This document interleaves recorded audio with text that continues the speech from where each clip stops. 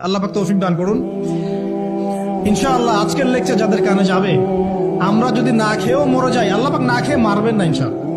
রিজিক আছে, খাবো ইনশাআল্লাহ। কিন্তু হয়তো বা অভাব হবে, টাকা পয়সা একটু কম হতে পারে, অন্যের 10 তলা ফ্ল্যাট হবে, আমার হবে না, ঠিক আছে, অন্যের এত বিঘা বিঘা জমি আমার হয়তো হবে না। কিন্তু ইনশাআল্লাহ তাআলা এই যে দুনিয়ার মুসাফিরের জীবনটা, এটা মুসাফিরের জীবন না, মুসাফিরের জীবনটা কেটেই যাবে ইনশাআল্লাহ। কাটবে না?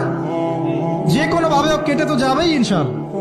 এই যে পরকালের জীবনটা একটা চেতনার শক্তি, জানেন, দুনিয়াতে যত বাধা বিপত্তি আসুক, গাল মন্দ খান, গিবত তহমত খান, কষ্ট হোক, নির্যাতন হোক, একটা বিষয় মনের মধ্যে শান্তি দেয়। কি শান্তি? যে এই দুনিয়ার জীবনটা তো আর চিরস্থায়ী নয়, এটা তো আর সারা জীবন থাকবে না।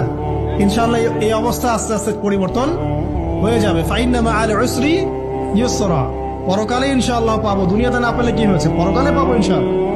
যুবক ভাই, এসব জেনা ছেড়ে দেন, আল্লাহ রাব্বুল আলামিন আপনার জন্য হুর রেখেছেন জান্নাত, ইনশাআল্লাহ পাবেন ইনশাআল্লাহ।